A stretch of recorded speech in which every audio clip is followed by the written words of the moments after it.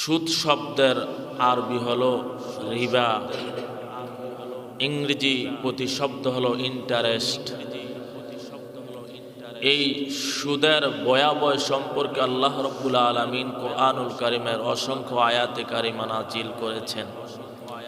রাসূল করিম সাল্লাল্লাহু আলাইহি ওয়াসাল্লাম হাদিস শরীফের মধ্যে সুদ খাওয়ার ভয়াবহ পরিণতি সম্পর্কে অসংখ্য হাদিস বর্ণনা করেছেন। কাজেই সুদ খাওয়ার ভয়াবহ পরিণতি আমাদেরকে জেনে তা থেকে আমাদেরকে বিরত থাকতে হবে। হাদিস শরীফের মধ্যে এসেছে, রাসূল করিম সাল্লাল্লাহু আলাইহি ওয়াসাল্লাম বলেছেন, হাসরের ময়দানে আল্লাহ পাকের 5টি প্রশ্নের সম্মুখীন সকল বনি আদম হবেন। 5টি প্রশ্নের জবাব না দিয়ে কোনো বনি আদম এক কদম সামনে অগ্রসর হতে পারবে না। রাসূল করিম সাল্লাল্লাহু আলাইহি ওয়াসাল্লাম বলেন, 5টি প্রশ্ন হলো, সর্বপ্রথম বান্দাকে জিজ্ঞাসা করা হবে, বান্দা তোমাকে যে আমি হায়াত দিয়েছিলাম, আমার হায়াত তুমি কোন কাজে খরচ করেছো হিসাব দাও। দ্বিতীয় প্রশ্ন হবে, আমি যে তোমাকে যৌবন কাল দিয়েছিলাম, আমার দেওয়া যৌবন তুমি কোন কাজে ক্ষয় করলা হিসাব দাও। তৃতীয় প্রশ্ন হবে, বান্দা তুমি যে দুনিয়ার মধ্যে ধন সম্পদ উপার্জন করলা, হালাল পন্থায় উপার্জন করলা নাকি হারাম পন্থায় উপার্জন করলা এর হিসাব দাও।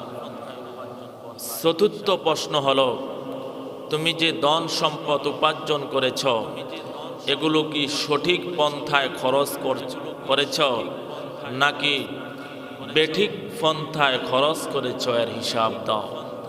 5 নাম্বার প্রশ্ন হবে, বান্দা তুমি যে দুনিয়ার মধ্যে যেই পরিমাণ এলেম অর্জন করেছ সে অনুযায়ী আমল করলা কিনা এর হিসাব দাও।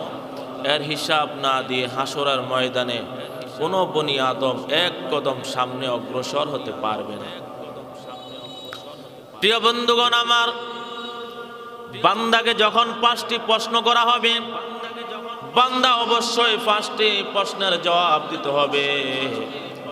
যখন বান্দাকে প্রশ্ন করবে, বান্দা তোমাকে যে আমি হায়াত দিয়েছিলাম, আমার দেওয়া হায়াত তুমি কোন কাজে খরচ করেছ, আমার দেওয়া হায়াত কি রং তামাশার মধ্যে খরচ করেছ নাকি আমার দেওয়া হায়াত পেয়ে তুমি আমার বিধান, আমার রাসূলের তরিকা অনুযায়ী জীবন পরিচালনা করেছো। বান্দা হিসাব দাও।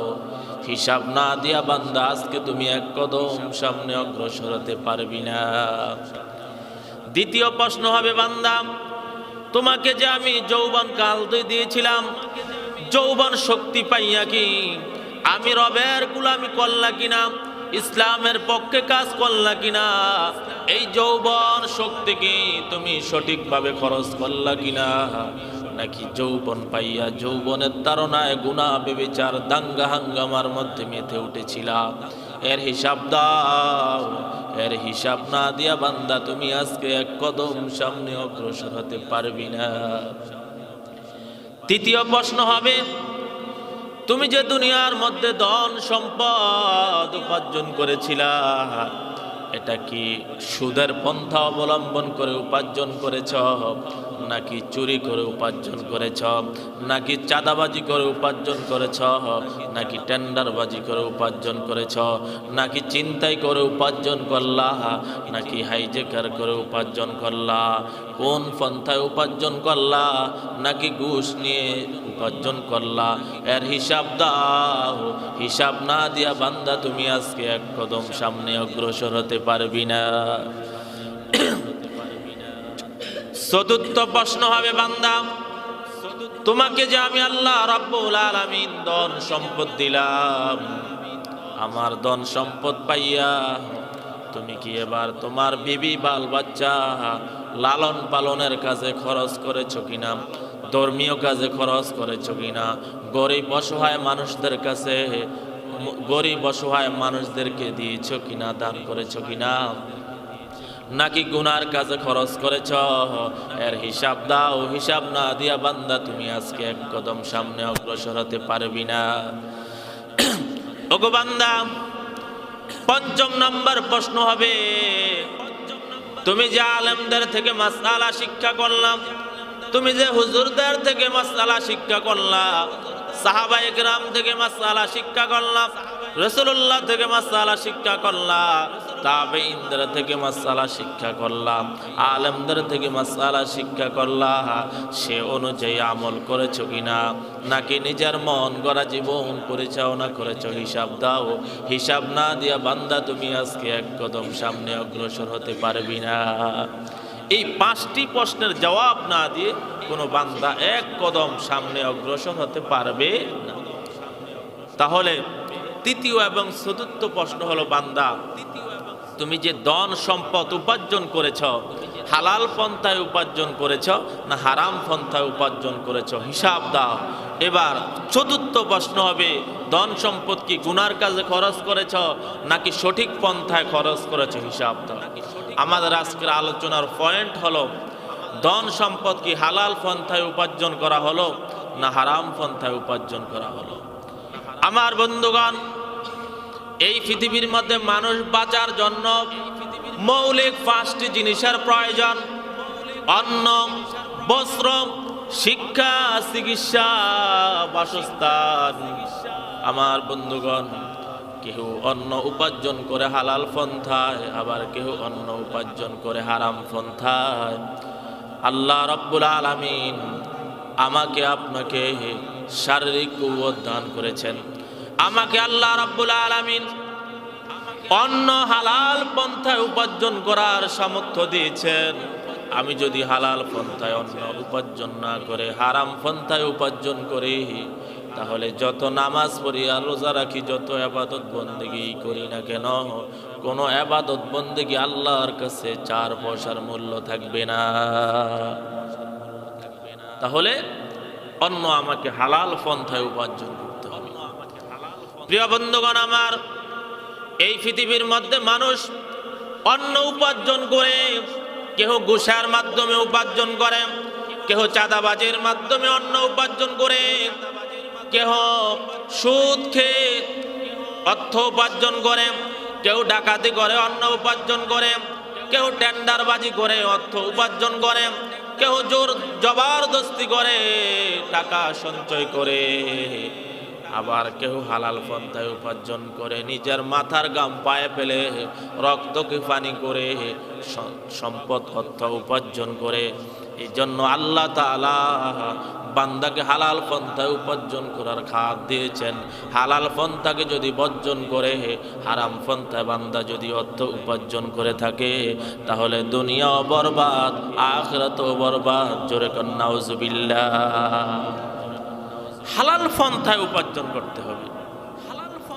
প্রিয় বন্ধুগণ আমার, সে হারাম পন্থা উপার্জন করার একটি মাধ্যম হলো,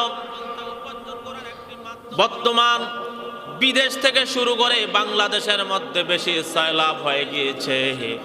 এই সুদের আমদানি সর্বপ্রথম হয়েছিল বিদেশের মধ্যে। ইংরেজদের মাধ্যমে, ইহুদি এবং খ্রিস্টানের মাধ্যমে সুদ চালু হয়েছে। কারণ ইহুদি এবং খ্রিস্টানরা চায় মুসলমানরা হালাল পন্থা সম্পদ উপার্জন না করুক, মুসলমানরা বৈধ পন্থায় অর্থ উপার্জন করুক। এটা ইহুদি এবং খ্রিস্টানরা চায় না। এই জন্য ইহুদি এবং খ্রিস্টানরা, ইংরেজরা মুসলমানদেরকে সুদের পন্থা চালু করে দিয়েছে। আজকে বাংলার মুসলমান সুদের পন্থা অবলম্বন করে, হাজার হাজার মানুষ সুদের পন্থা অবলম্বন করে হালাল মালকে পর্যন্ত হারামে পরিণত করে দিয়েছে। প্রিয় বন্ধুগণ আমার, রাসূল করিম সাল্লাল্লাহু আলাইহি ওয়াসাল্লাম হাদিস শরীফের মধ্যে বলেছেন, আমার উম্মতেরা তোমরা শুনে রাখো, তোমাদের জন্য 7টি ভয়ানক বস্তু রয়েছে, 7টি কঠিন ক্ষতিগ্রস্ত জিনিস রয়েছে। সাবধান সাবধান, 7টি ভয়ানক জিনিসের ধারে কাছে তোমরা যাইবা না, কখনো অবলম্বন করবা না। সহিহ বুখারী এবং মুসলিম শরীফের বর্ণনা এসেছে, আল্লাহর হাবিব বলেন, এই যে তানিবুস সাবআল মুবিকাত, আল্লাহর রাসূল বলেন তোমরা ভয়ানক 7টি জিনিস থেকে বেঁচে থাকো। 1 নাম্বার হলো আশিরকু বিল্লাহ, আল্লাহর সাথে শিরিক করা থেকে বেঁচে থাকো, কারণ শিরিকের মতো জঘন্য অপরাধ পৃথিবীর মধ্যে আর কিছু নাই। শিরিকের মতো মহা অপরাধ পৃথিবীর মধ্যে আর কিছুই নাই। আমার বন্ধুগণ, আল্লাহর হাবিব যখন ইন্তেকাল করবেন, আম্মা জান হযরত আয়েশা রাদিয়াল্লাহু তাআলা আনহা বলেন, আল্লাহর হাবিব যখন ইন্তেকাল করবেন, ইন্তেকালের কিছু পূর্ব মুহূর্ত আল্লাহর হাবিব আমাকে সম্বোধন করে তামাম পৃথিবীর মানুষকে জানাইয়া দিলেন, হে তামাম পৃথিবীর মানুষগুলা শুনে রাখো, আমার উম্মতরা তোমরা শুনে রাখো, খবরদার খবরদার, আমার মৃত্যুর পর তোমরা আমার কবর নিয়া, আমার লাশ নিয়া তোমরা কখনো শিরকে লিপ্ত হবা না। আমার মৃত্যুর পরে আমার লাশ নিয়া, আমার কবর নিয়া শিরিকের মধ্যে লিপ্ত হইবা। বর্তমানে বাংলা জমিনের মধ্যে লাশ নিয়া, কবর নিয়া শিরিক পূজা আছে না নাই? আগরবাতি দেওয়া, মশারি টাঙ্গানো, কয়েল লাগানো, এই সমস্ত শিরিক বেদাত চালু হয়েছে। অথচ রাসূল সাল্লাল্লাহু আলাইহি সাল্লামের মৃত্যুর পূর্ব মুহূর্ত শিরিক থেকে সাবধান করেছেন। তাহলে আল্লাহর হাবিব উম্মতকে 60টি ভয়ানক ক্ষতি থেকে বাঁচার জন্য সতর্ক করেছেন। 1 নাম্বার হলো আশিরকু বিল্লাহ, শিরিক করা থেকে তোমরা বেঁচে থাকো। 2 নাম্বার হলো কতলুন নাফস, প্রাণী হত্যা থেকে বেঁচে থাকো। প্রাণী হত্যা করা যাবে না। আপনি চাইলে একটা বিড়ালকে মেরে ফেলতে পারবেন না, চাইলে একটা কুকুরকে মেরে ফেলতে পারবেন না, চাইলে আপনি একটা পাখিকে মেরে ফেলতে পারবেন না, চাইলে আপনি একটা পশুকে মেরে ফেলতে পারবেন না। যদি আপনি খামোকা অন্যায়ভাবে একটা প্রাণীকে আপনি হত্যা করে ফেলেন, একটা পশুকে হত্যা করে ফেলেন, একটা পাখিকে হত্যা করে ফেলেন, এর জন্য আল্লাহর কাছে জবাব দিতে হবে। এই জন্য আল্লাহ রাসূল বলেন, ভয়ানক ক্ষতির মধ্যে একটা হলো অন্যায়ভাবে কোনো পাখি, কোনো পশু, কোনো পাখিকে হত্যা করা। আপনি একটা ঢিল মেরে একটা পাখিকে মেরে ফেলবেন না, ভয়ানক বস্তু, ক্ষতিকর বস্তু। চাইলেই আপনি একটা পাখিকে মারতে পারবেন না। আপনি একটা পাখিকে ঢিল মেরে মারলেন, বাসার মধ্যে তো তার বাচ্চারা তার জন্য ওয়েট করতেছে। কথা বলেন ঠিক কি না? বাচ্চা ডিম, পাখি বাসায় ডিম দিয়ে রাখছে, ডিমকে তা দিতেছে, আপনি কেন পাখিকে ঢিল মেরে মেরে ফেললেন? আল্লাহ রাসূল বলেন এটা ভয়ানক বস্তু। প্রিয় বন্ধুগণ, যেখানে একটা পাখিকে মারা যেখানে ক্ষতিকর বস্তু, ভয়ানক বস্তু, একটা পশুকে অন্যায়ভাবে মারা যাবে না, সেখানে 21 দিনের মাথায় 2000 লোক মসনদকে টিকিয়ে রাখার জন্য হত্যা করেছে। এর বিচার আল্লাহর কাছে হবে কি হবে না? কথা বলেন না কেন? অবশ্যই হবে। আমার বন্ধুগণ, এজন্য অন্যায়ভাবে মানুষ মারা থাক দূরের কথা, একটা পশুকে মারাও ক্ষতিকর বস্তু, একটা পাখিকে মারা ভয়ানক বস্তু, একটা প্রাণীকে মারা আল্লাহ রাসূল বলেন ভয়ানক বস্তু। তোমরা 60টি ক্ষতিকর বস্তু থেকে বেঁচে থাকো। তার মধ্যে 2য় নাম্বার হলো অন্যায়ভাবে কোনো পশুকে মারতে পারবা না। 3য় নাম্বার হলো অসসেহের, জাদু করতে পারবা না। আমার বন্ধুগণ, আমাদের দেশের মধ্যে জাদু আছে না নাই? জাদু আছে। বিভিন্ন পন্থে আমরা জাদু অবলম্বন করে থাকি। মেয়েকে স্বামীর কাছে নেওয়ার জন্য, শ্বশুর শাশুড়ির কাছে নেওয়ার জন্য কবিরাজের মাধ্যমে সেহের করে থাকি, জাদু করে থাকি। কবিরাজ কুফরি কালাম করে, এবার তার পুত্রবধূকে নিয়ে নাচানাচি করে, বাবা মা ভাই বোনের সাথে ঝগড়া বিবাদের মধ্যে লিপ্ত হয়ে থাকে, শ্বশুর বাড়ির আত্মীয় স্বজন নিয়ে নাচানাচি করে। এমন ঘটনা বাংলার জমিনের মধ্যে আছে না নাই? সম্পর্ক স্বামীর সাথে ভালো রাখার জন্য, বাবা মা থেকে দূরে থাকার জন্য কবিরাজের কাছে গিয়ে সেহের করে, জাদু করে। আল্লাহ রাসূল বলেন এটা ভয়ানক বস্তু। আমার বন্ধুগণ, পার্শ্ববর্তী লোক হিংসা করে ক্ষতি করবার জন্য কবিরাজের কাছে গিয়ে কুফরি কালাম করে, সেহের করে, জাদু করে। তাকে কিভাবে ধ্বংস করা যায়, তাকে কিভাবে আঘাতপ্রাপ্ত করা যায়, তাকে কিভাবে দুনিয়া থেকে বিদায় করা যায়, সেই ক্ষতিগ্রস্ত করবার জন্য কবিরাজের কাছে গিয়ে কুফরি কালাম করে সেহের করে থাকি। আল্লাহ রসুল বলেন এটা হলো সবচাইতে ভয়ানক বস্তু। সেই ভয়ানক বস্তু থেকে অবশ্যই তোমাকে বেঁচে থাকতে হবে, সেহের থেকে বেঁচে থাকতে হবে। আমার বন্ধুগণ, আমাদের দেশের মধ্যে বিভিন্ন গণকগুণ আসেন, সাপ দিয়ে জাদু দেখান, বানর দিয়ে জাদু দেখান, কুমোর দিয়ে জাদু দেখান, বিভিন্ন জাদুর মাধ্যমে মানুষকে বলবান দিয়ে মানুষকে বিভিন্ন বিষয়ের দিকে আকৃষ্ট করে, আসে না নাই? আমার বন্ধুগণ, কোন জাদুকে বিশ্বাস করতে পারবেন না, কোন গণকের জাদুকে বিশ্বাস করতে পারবেন না। এই জন্য আল্লাহ রসুল বলেন জাদু হলো ভয়ানক বস্তু, এই ভয়ানক বস্তু থেকে অবশ্যই তোমাকে বেঁচে থাকতে হবে। যেখানে জাদু থেকেই বেঁচে থাকতে হবে, সেখানে জাদুর উপার্জন হালাল না হারাম? হারাম। হাদিস শরীফ থেকে শোনাচ্ছি, হযরত আবু বকর রাদিয়াল্লাহু তাআলা আনহুর একজন গোলাম ছিলেন, আব্দে মুদাব্বার গোলাম, চুক্তিবদ্ধ গোলাম। গোলামকে বললেন, গোলাম তুমি এখন থেকে আমাকে কিছু করে টাকা এনে দাও, তোমাকে আমি কিছুদিন পরে আজাদ করে দিব। এবার গোলাম আবু বকরের জন্য সঞ্চয় করে টাকা, তার জন্য কিছু খাবার নিয়ে আসেন। আবু বকর খাবারগুলা জিজ্ঞাসা করেন হালাল উপার্জন না হারাম উপার্জন। যদি হালাল পন্থায় উপার্জন হতো আবু বকর সেই খাবারগুলা খেতেন, আর যদি হারাম পন্থার হতো আবু বকর সেগুলাকে বর্জন করতেন। একদিন আবু বকর গোলামের দেওয়া খাবার খেয়েই ফেললেন। খাবার এক লোকমা মুখের মধ্যে দেওয়ার পরে খাবার যখন পেটে চলে গেল, এবার তার ধারণা আসলো আমার গোলাম যে আমাকে খাবার দিলেন, এই খাবার কি হালাল পন্থায় উপার্জন করেছে আমার গোলাম, নাকি হারাম পন্থায় উপার্জন করেছে? এবার গোলামকে জিজ্ঞাসা করলেন, গোলাম তুমি যেই আমাকে খাবার দিয়েছ, এই খাবার কি হালাল পন্থায় উপার্জন করেছ নাকি হারাম পন্থায় উপার্জন করেছ? গোলাম বললেন, ওগো আবু বকর, জাহিলিয়তের যুগে আমি ছিলাম একজন জ্যোতিষী, আমি জাদু বিদ্যা করে টাকা সঞ্চয় করেছিলাম, সেই টাকা থেকে আপনার জন্য কিছু খাবার নিয়ে এসেছিলাম। আবু বকর এমন কথা শুনে সঙ্গে সঙ্গে খাবারগুলা বের করার চেষ্টা করলেন।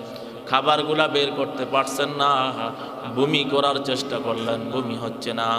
এবার মুখ ভরে পানি পান করলেন, পানি পান করে আঙ্গুল এবার মুখের মধ্যে ঢুকাইয়া পেটের খাবার বমি করে বের করে বললেন, গোলাম আমি যদি এই হারাম খাবার আমার পেট থেকে বের করার জন্য আমি আবু বকর মারা যেতে হতো, আমি আবু বকর মারা যাইতাম, তারপর খোদার কসম করে বলি যারা পরিমাণ হারাম খাবার আমার পেটের মধ্যে জায়গা দিতাম না, যারা পরিমাণ হারাম আমার পেটে জায়গা দিতাম না, প্রয়োজনে আমার মৃত্যু হয়ে যেত। আমার বন্ধুগণ, তাহলে 3 নাম্বার ভয়ানক ক্ষতিকর বস্তু হলো জাদুবিদ্যা করা যাবে না। জাদুবিদ্যার মাধ্যমে টাকা উপার্জন করা যাবে না। নিজের স্বার্থ হাসিল করবার জন্য কাউকে জাদুবিদ্যা করে বশ করা যাবে না, কাউকে সেহের করে নিজের আয়ত্তে আনা যাবে না। কারো প্রতি যদি আপনার আকৃষ্ট থাকে, আল্লাহর কাছে আপনি বৈধ পন্থায় দোয়া করতে হবে, অবশ্যই আপনার প্রতি সে আনুগত্যশীল হয়ে যাবে। তাহলে 3য় ভয়ানক বস্তু হলো সেহের করা যাবে না, জাদুবিদ্যা করা যাবে। 4র্থ নাম্বার হলো ওয়াকলুর রিবা। আল্লাহ রাসূল বলেন সবচেয়ে ভয়ানক বস্তু হলো সুদ খাওয়া। সুদ খাওয়া থেকে তোমরা বিরত থাকো। যেখানে সুদ খাওয়া যাবে না সেখানে কি ঘুষ খাওয়া যাবে? যেখানে সুদ খাওয়া যাবে না সেখানে ঘুষ খাওয়া যাবে না, সেখানে চাঁদাবাজি করা যাবে না, সেখানে টেন্ডারবাজি করা যাবে না, সেখানে হাইজেকার করা যাবে না, চুরি করা যাবে না, ডাকাতি করা যাবে না, চিন্তাই করা যাবে না। আল্লাহর রাসূল বলেন ও আকলুর রিবা, সুদ খাওয়া হলো ভয়ানক বস্তু। সুতরাং তুমি এই ভয়ানক বস্তু থেকে বেঁচে থাকো, সুদ খাওয়া থেকে বেঁচে। 5ম নাম্বার হলো ওয়াকলুল ইয়াতীম, ওয়াকলু মালাল ইয়াতীম। এতিমের মাল ভক্ষণ করা থেকে বেঁচে থাকো। এতিমের মাল ভক্ষণ করাও ক্ষতিকর বস্তু, সুতরাং এতিমের মাল ভক্ষণ করা থেকেও তোমাকে বিরত থাকতে হবে। 6 নাম্বার হলো আত-তাওয়াল্লি ইয়াউমাজ যাহাব। যুদ্ধের ময়দানে যখন তুমি যুদ্ধের জন্য প্রস্তুতি গ্রহণ করে নেমে পড়বে, যুদ্ধের ময়দান থেকেও পালিয়ে যাওয়া ক্ষতিকর বস্তু। যুদ্ধ নেমে পড়েছেন, এবার পালিয়ে যাইতে পারবেন? আপনাকে যুদ্ধের মধ্যে বিজয়ী হতে হবে। বিজয়ী না হলে আপনি শাহাদাত বরণ করবেন। মরতে দেরি, আল্লাহ তাআলার জান্নাত আপনার জন্য এক মুহূর্ত আর দেরি করবেন না। চিল্লায়া বলেন সুবহানাল্লাহ। 7 নাম্বার হলো ওয়াকাযাফিল মুহসানাতিল মুমিনাতিল গাফিলাত। আল্লাহ রাসূল বলেন 7ম নম্বর ক্ষতিকর বস্তু হলো কোন সতীত্ব রক্ষাকারী নারীকে, কোন চরিত্রবান নারীকে আপনি জিনা ব্যভিচারের অপবাদ দেওয়া, মিথ্যা তহমত দেওয়া থেকে আপনি বেঁচে থাকেন, এটাও ক্ষতিকর বস্তু। এই 7টা ক্ষতিকর বস্তু থেকে আল্লাহর রাসূল মানুষকে বেঁচে থাকার জন্য বারবার তাকিদ। ক্ষতিকর বস্তু থেকে একটি হলো এই যে ওয়াকলুর রিবা, সুদ খাওয়া থেকে কি করো? বেঁচে থাকো। আমার বন্ধুগণ, রাসূল করিম সাল্লাল্লাহু আলাইহি ওয়াসাল্লাম বলেছেন, সুদ যারা খায়, সুদের 70টি গুনাহ রয়েছে। কয়টি গুনাহ রয়েছে? 70টি গুনাহ আছে। এক হাদিসের মধ্যে এসেছে সুদের 70টি গুনাহ, আর এক হাদিসের মধ্যে এসেছে সুদের 73টি গুনাহ, আর এক হাদিসের মধ্যে এসেছে সুদ খাওয়া ভয়ানক পরিণতি হলো 99টি।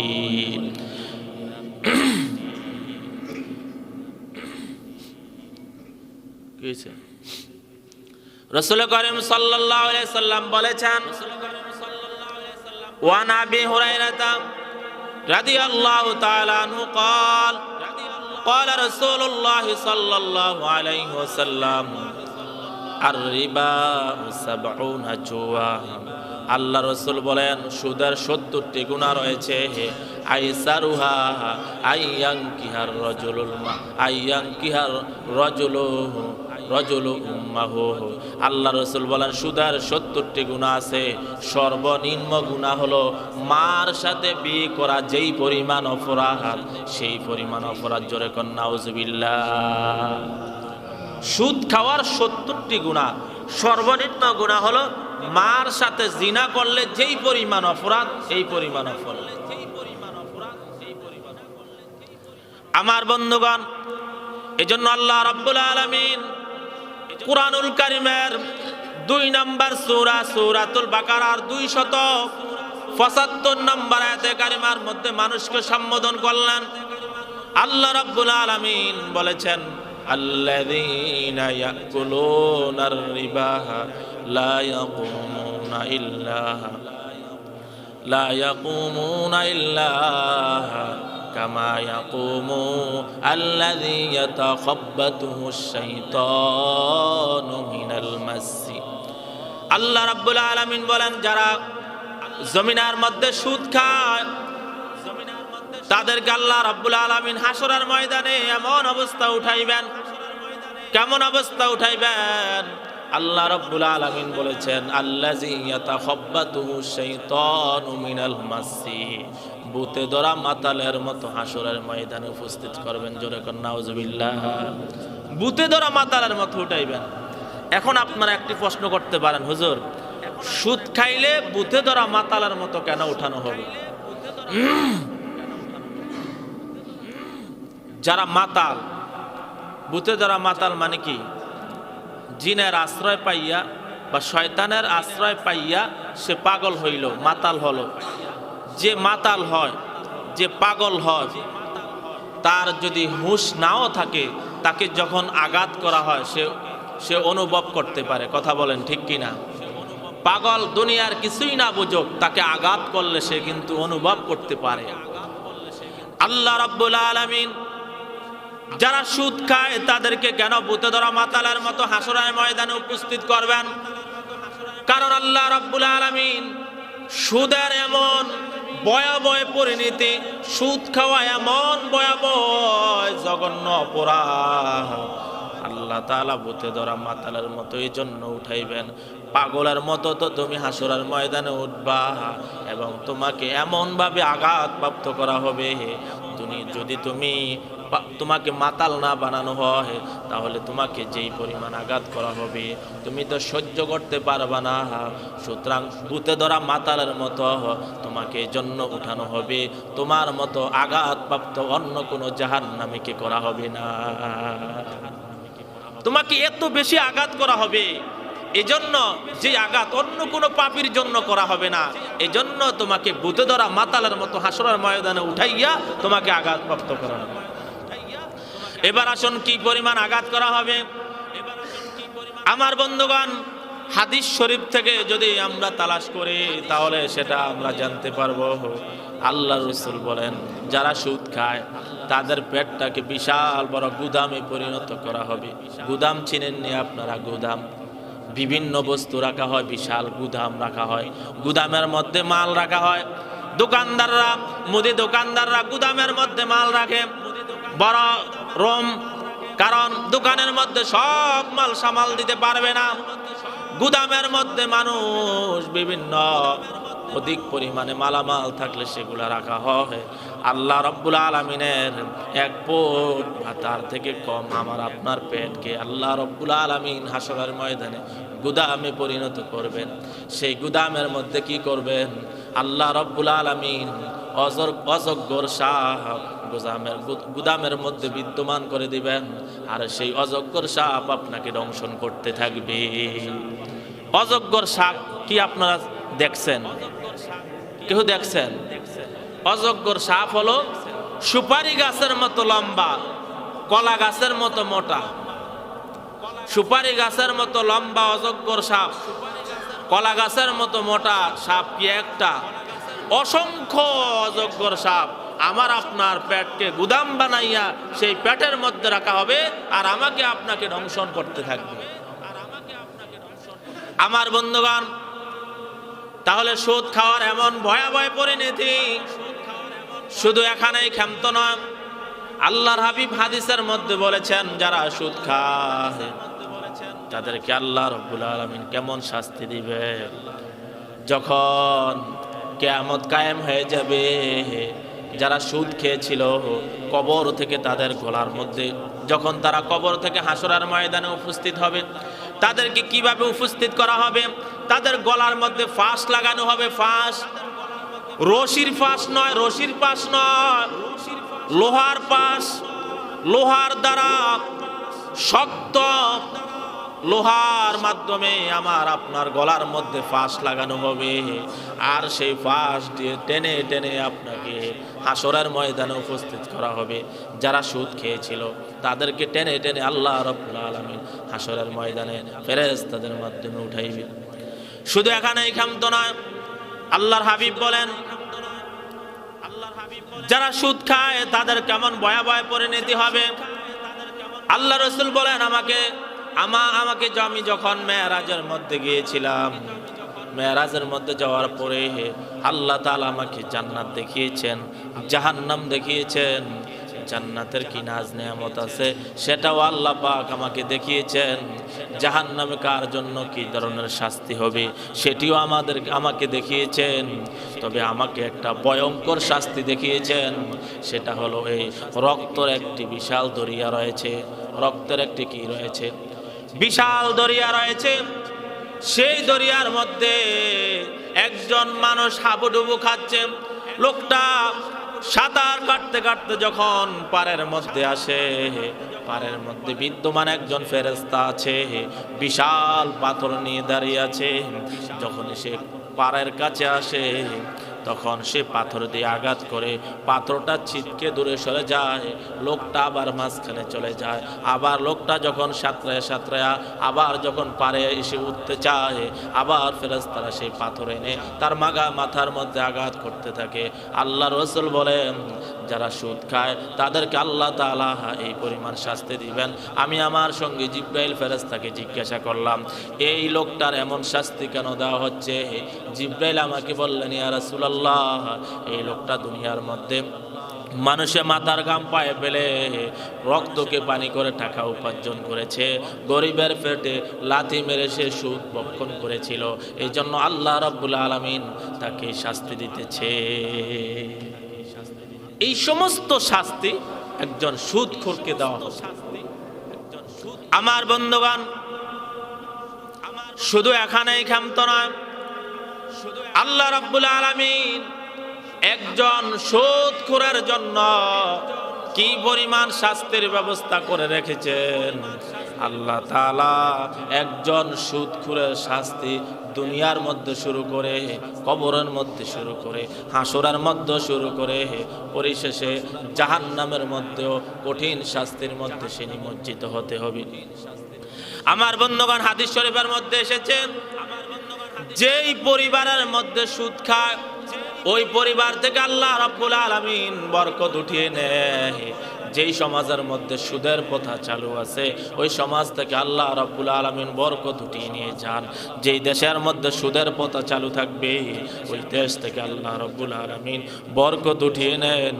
এই জন্য দেখেন না, আগে সুদের প্রথা ছিল না, আল্লাহ পাকের বরকত ছিল। এখন সুদের প্রথা চালু হয়েছে, আল্লাহ পাকের বরকত কেড়ে নিয়েছে।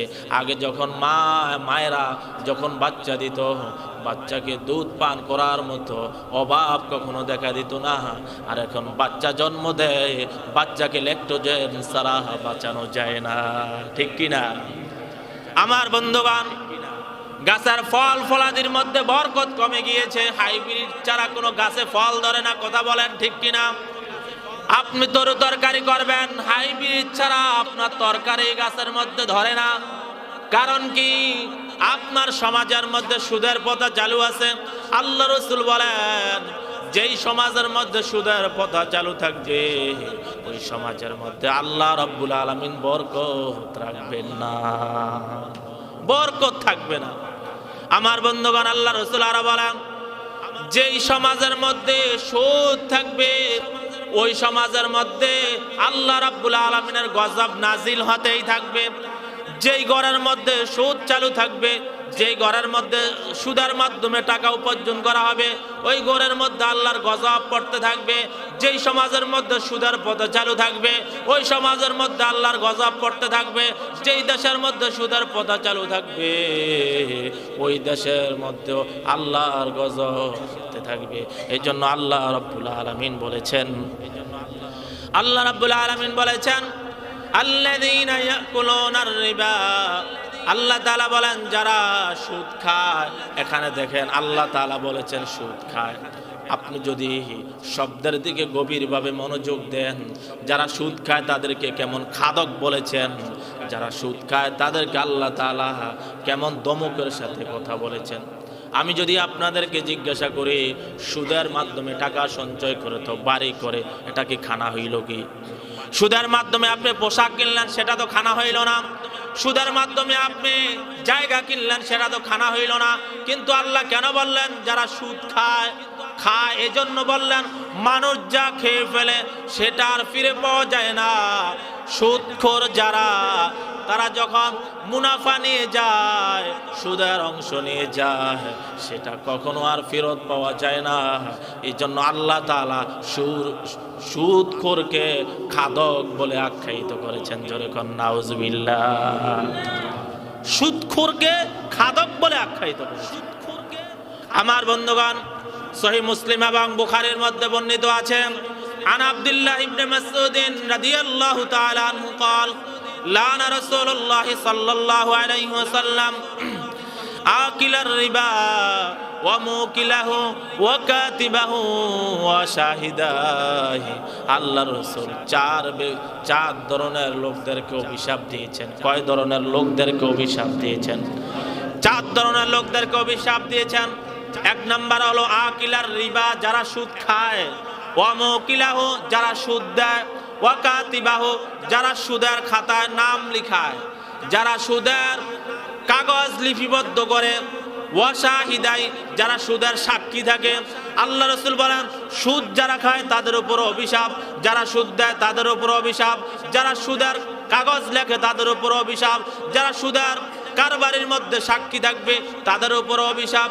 তাহলে সুদ খাইলে যেই পরিমাণ অপরাধ, সুদ দিলেও সেই পরিমাণ অপরাধ, সুদের সাক্ষী থাকাও সেই পরিমাণ অপরাধ, সুদের খাতায় নাম লিখাইলেও সেই পরিমাণ অপরাধ। এই জন্য সুদ খাওয়াও যাবে না, সুদ দেওয়াও যাবে না, সুদের সাক্ষী থাকাও যাবে না, সুদের খাতায় নাম লেখাও যাবে না। কথা বলেন ঠিক কিনা? এই জন্য সুদ থেকে আমাকে বেঁচে থাকতে হবে আমার বন্ধুগণ। তাহলে যারা সুদ খায় তাদেরকে আল্লাহ রাব্বুল আলামিন ভূতে ধরা মাতালের মতো উঠাইবেন। কেন উঠাইবেন? আল্লাহ রাব্বুল আলামিন বলেছেন ক্বালু ইন্নামাল বাইউ মিসলুর রিবা, কারণ যারা সুদ খায় তারা বলেন সুদ তো হলো বেচা কেনার মতো। যারা সুদ খায় তারা বলে সুদ তো হলো বেচা কেনার মতো। আমি 10,000 টাকার মাল কিনে যদি আমি 11,000 টাকা বিক্রি করে 1,000 টাকা লাভ করতে পারি, তাহলে 10,000 টাকার বিনিময়ে আমি 1,000 টাকা লভ্যাংশ আদায় করতে পারবো না কেন? আল্লাহ বলেন এটা হলো সুদ। তোমাদেরকে আমি সুদের পরিবর্তে হালাল ব্যবস্থা রেখেছি, সেটা হলো আহাল্লাল্লাহুল বাইয়া ও হাররামার রিবা। ব্যবসাকে আমি তোমাদের জন্য হারাম করে দিয়েছি, হালাল করে দিয়েছি, আর সুদকে তোমাদের জন্য হারাম করেছি। ব্যবসা হালাল কেন, সুদ হারাম কেন? ব্যবসার মধ্যে ক্রেতা বিক্রেতা সবাই লাভবান হয়। কথা বলেন ঠিক কিনা? যদি বিক্রেতা পণ্য বিক্রি না করে আপনি সেই পণ্য পাইবেন কোথায়? তাহলে বিক্রেতা পণ্য বিক্রি করে বিদায় আপনি পণ্য পাইতেছেন, আর বিক্রেতা পণ্য বিক্রি করার মাধ্যমে লাভবান হইতেছেন, তার সংসার চলতেছে, আপনি পণ্য কিনে সেটা ব্যবহার করতে পারতেছেন। তাহলে ব্যবসার মাধ্যমে বিক্রেতাও লাভবান হয়, ক্রেতাও লাভবান হয়। এজন্য আল্লাহ তাআলা ব্যবসার মধ্যে কল্যাণ রেখে দিয়েছেন, ব্যবসাকে হালাল করে দিয়েছেন। সুদের মধ্যে সুদখোর লাভবান হয়, সুদ যে দেয় সে ক্ষতিগ্রস্ত হয়। এজন্য আল্লাহ তাআলা সুদকে হারাম করে দিয়েছেন। সুদের লাভ্যাংশ হারাম, সুদ হারাম, সুদের লাভ্যাংশ হারাম। ব্যবসা হালাল, ব্যবসার লাভ্যাংশ হালাল। কথা বলেন ঠিক কিনা?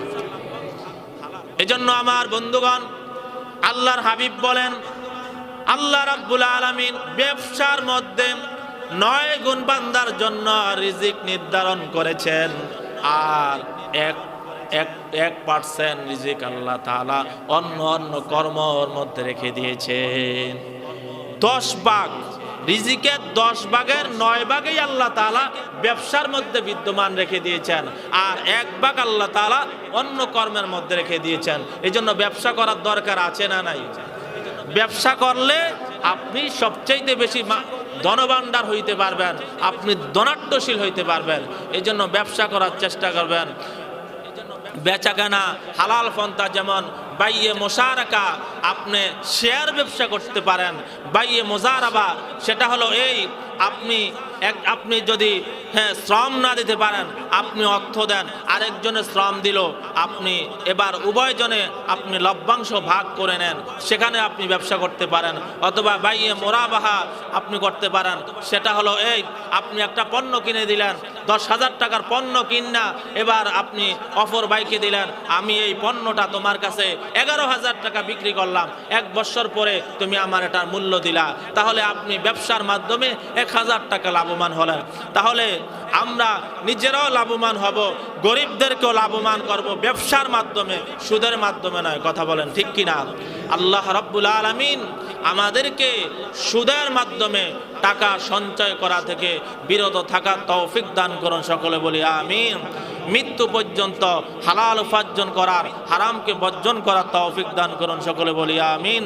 ওয়া আখির দাওয়ানা আনিল হামদুলিল্লাহি রাব্বিল আলামিন। যারা সুন্নত পড়ে নাই 4 রাকাত সুন্নত পড়ে নাই।